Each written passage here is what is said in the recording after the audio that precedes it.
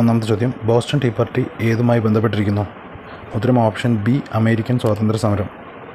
രണ്ടാമത്തെ ചോദ്യം, ആധുനിക ഫ്രാൻസിലെ ജസ്റ്റീനിയൻ എന്ന് വിശേഷിപ്പിക്കുന്ന ചക്രവർത്തി ആര്? ഉത്തരം ഓപ്ഷൻ സി, നെപ്പോളിയൻ. മൂന്നാമത്തെ ചോദ്യം, ലാഹോർ സമ്മേളനവുമായി ബന്ധപ്പെട്ട് താഴെ പറയുന്ന പ്രസ്താവനകളിൽ തെറ്റായത് ഏതെല്ലാം? 1. ലാഹോർ സമ്മേളനം കോൺഗ്രസിൻ്റെ ലക്ഷ്യം പൂർണ്ണ സ്വരാജാണെന്ന് പ്രഖ്യാപിച്ചു. 2. 1927 ലാഹോർ സമ്മേളനത്തിൽ ജവഹർലാൽ നെഹ്റു അധ്യക്ഷത വഹിച്ചു. 3. 1932 ജനുവരി 26 ഇന്ത്യൻ സ്വാതന്ത്ര്യദിനമായി ആഘോഷിക്കാൻ തീരുമാനിച്ചു.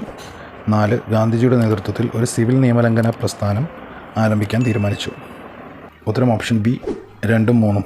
നാലാമത്തെ ചോദ്യം, 1857 ഒന്നാം സ്വാതന്ത്ര്യ സമരവുമായി ബന്ധപ്പെട്ട നേതാക്കന്മാരുടെയും അവർ സമരം നയിച്ച സ്ഥലങ്ങളും നൽകിയിരിക്കുന്നു. ഇവയെ ശരിയായ രീതിയിൽ ക്രമീകരിക്കുക.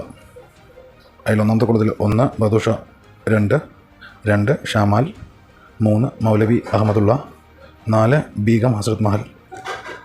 ബി കുളത്തിൽ A Faizabad, B Lucknow, C Delhi, D ബരാട്ട്. ഉത്തരം option D, 1C, 2D, 3A, 4B. അഞ്ചാമത്തെ ചോദ്യം, തിരുവിതാംകൂറിലെ പണ്ടാരപ്പട്ട വിളംബരം പുറപ്പെടുവിച്ച വർഷമേത്? ഉത്തരം ഓപ്ഷൻ ബി, 1865. ആറാമത്തെ ചോദ്യം, കേരളത്തിൽ ഇപ്പോഴത്തെ സാംസ്കാരിക വകുപ്പ് മന്ത്രി ആര്? ഉത്തരം ഓപ്ഷൻ സി, സജി ചെറിയാൻ. ഏഴാമത്തെ ചോദ്യം, താഴെ കൊടുത്തിരിക്കുന്ന പ്രസ്താവനകളിൽ പരിശോധിക്കുക. എ. ഉപ്പുതടാകങ്ങൾ സാധാരണയായി കാണപ്പെടുന്നത് മരുഭൂമികളിലാണ്. ബി. മരുഭൂമികളിൽ ബാഷ്പീകരണം വർഷണത്തേക്കാൾ കൂടുതലായിരിക്കും. ഉത്തരം ഓപ്ഷൻ എയും ബിയും ശരിയായ പ്രസ്താവനകളാണ്. ബി എന്നത് എയുടെ ശരിയായ വിശദീകരണമാണ്. എട്ടാമത്തെ ചോദ്യം, ഭൂമിയുടെ അകക്കാമ്പിലെ പ്രധാന ഘടകങ്ങൾ ഏതെല്ലാമാണ്? ഉത്തരം ഓപ്ഷൻ എ, ഇരുമ്പ്, നിക്കൽ. ഒമ്പതാമത്തെ ചോദ്യം, താഴെ കൊടുത്തിരിക്കുന്നവയിൽ ശരിയല്ലാത്ത പ്രസ്താവന ഏതാണ്? 1.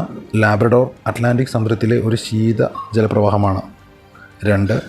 അഗുൽഹാസ് ഇന്ത്യൻ മഹാസമുദ്രത്തിലെ ഒരു ശീതജലപ്രവാഹമാണ്. 3. ഗൾഫ് സ്ട്രീം പസഫിക് സമുദ്രത്തിലെ ഒരു ഉഷ്ണജലപ്രവാഹമാണ്. 4. ഒയാഷിയോ പസഫിക് സമുദ്രത്തിലെ ഒരു ശീതജലപ്രവാഹമാണ്. ഉത്തരം ഓപ്ഷൻ ബി, ഓൺലി 2 and 3.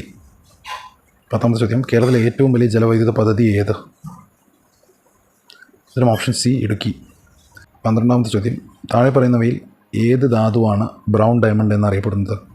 ഉത്തരം ഓപ്ഷൻ ഡി, ലിഗ്നൈറ്റ്. 13ാമത്തെ ചോദ്യം, താഴെ പറയുന്നവയിൽ RBIയുമായി ബന്ധമില്ലാത്തത് ഏത്? ഉത്തരം ഓപ്ഷൻ ഡി, പാവപ്പെട്ടവൻ്റെ ബാങ്ക്.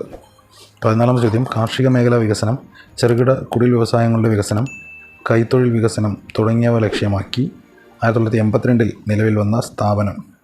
ഉത്തരം ഓപ്ഷൻ സി, നബാർഡ്. 15ാമത്തെ ചോദ്യം, സാമ്പത്തിക ചോർച്ചാ സിദ്ധാന്തം ആദ്യമായി അവതരിപ്പിച്ച ഇന്ത്യക്കാരൻ? ഉത്തരം ഓപ്ഷൻ ബി, ദാദാഭായ് നവറോജി. 16ാമത്തെ ചോദ്യം, താഴെ പറയുന്നവയിൽ നീതി ആയോഗിൻ്റെ ലക്ഷ്യമല്ലാത്തത്? ഉത്തരം ഓപ്ഷൻ എ, ജൈവ കൃഷി രീതി ഉപയോഗിച്ച് കാർഷികോൽപാദനം വർദ്ധിപ്പിക്കുക. 17ാമത്തെ ചോദ്യം, ഹോട്ടൽ, ബാങ്കിങ്, റിയൽ എസ്റ്റേറ്റ് എന്നിവ ഏത് മേഖലയിൽപ്പെടുന്നു?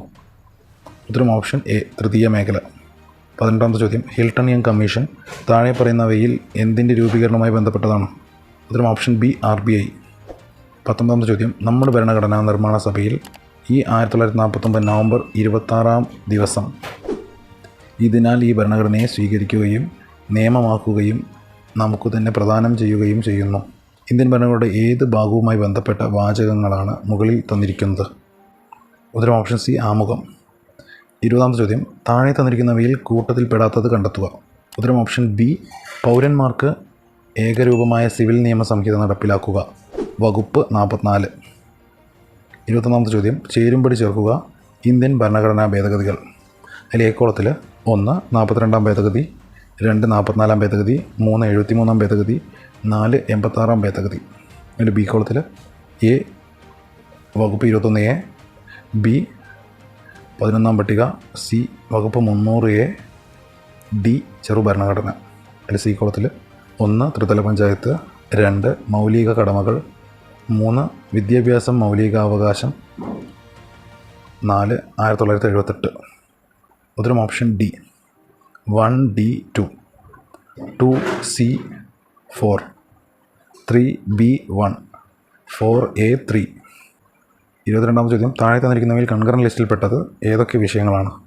1 വിദ്യാഭ്യാസം, 2 വനങ്ങൾ, 3 മായം ചേർക്കൽ, 4 തൊഴിലാളി സംഘടന, 5 വിവാഹവും വിവാഹമോചനവും, 6 ദത്തെടുക്കലും പിന്തുടർച്ചയും. ഉത്തരം ഓപ്ഷൻ ബി 1, 2, 3, 4, 5, 6. 23-ാമത്തെ ചോദ്യം രാജ്യസഭയുമായി ബന്ധപ്പെട്ട ശരിയായ പ്രസ്താവനകൾ ഏതെല്ലാമാണ്? 1. രാജ്യസഭയുടെ കാലാവധി 6 വർഷമാണ്. 2. രാജ്യസഭാംഗങ്ങളെ തിരഞ്ഞെടുക്കുന്നത് FPTP first past the post സമ്പ്രദായത്തിലൂടെയാണ്. 3. രാജ്യസഭാംഗമാകണമെങ്കിൽ 35 വയസ്സ് പൂർത്തിയാകണം. 4. രാജ്യസഭയുടെ മറ്റൊരു പേരാണ് ഹൗസ് ഓഫ് ദി പീപ്പിൾ. ഇത്തരം ഓപ്ഷൻ ഡി എല്ലാ പ്രസ്താവനകളും തെറ്റാണ്. 24-ാമത്തെ ചോദ്യം ഇന്ത്യൻ രാഷ്ട്രപതിയുടെ വിവേചനാധികാരത്തിൽ പെടാത്തത് ഏത് അല്ലെങ്കിൽ ഏതൊക്കെ? 1.